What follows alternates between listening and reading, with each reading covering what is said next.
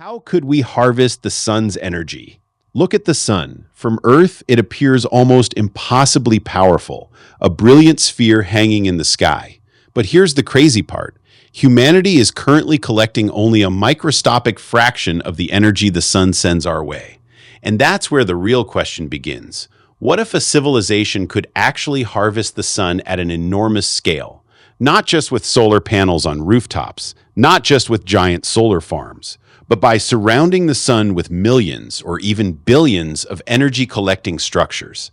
A civilization capable of doing that wouldn't just have a lot of electricity, it could have access to an energy supply on a scale almost impossible for us to comprehend.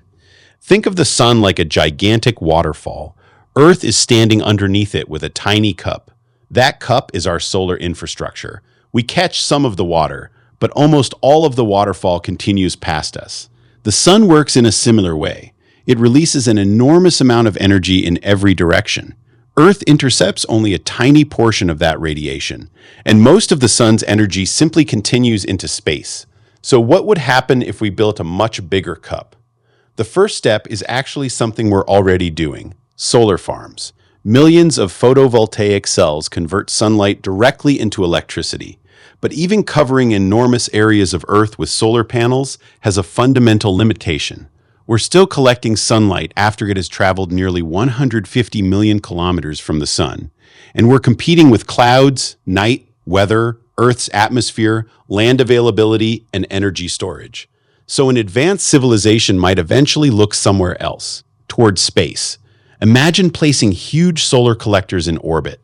They don't have to wait for sunrise. They don't have to worry about clouds. And in the right orbit, they could receive sunlight almost continuously.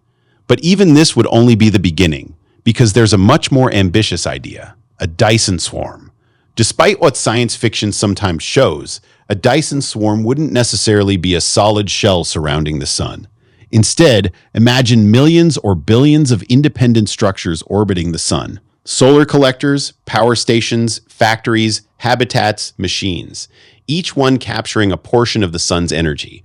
Together, they could intercept a significant fraction of the sunlight that would otherwise disappear into space. And here's where the idea becomes truly mind-bending. We could start small, build one solar collector, then another, then thousands. Those machines could manufacture more machines using resources mined from asteroids. Those machines build more collectors. The swarm grows, and the amount of available energy grows with it. It's almost like planting one seed and eventually having an entire forest manufacture more seeds. But there's a major problem. You can't simply collect sunlight and make it disappear. Energy has to go somewhere.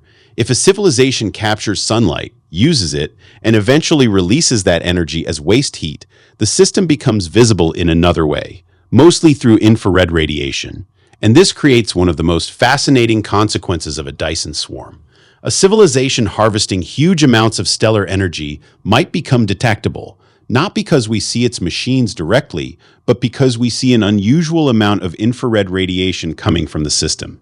In other words, an advanced civilization could potentially leave an enormous energy signature.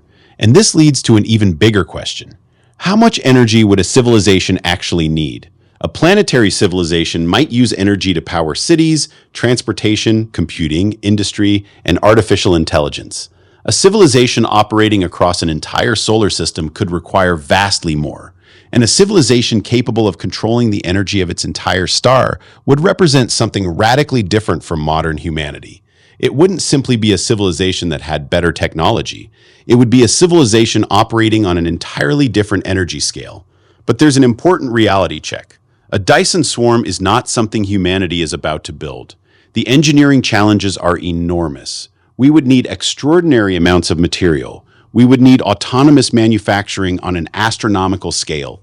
We would need reliable orbital control. We would need to transmit and distribute unimaginable amounts of energy. And most importantly, we would need to become a truly space-based civilization first. So perhaps the first step toward harvesting a star isn't building a Dyson swarm.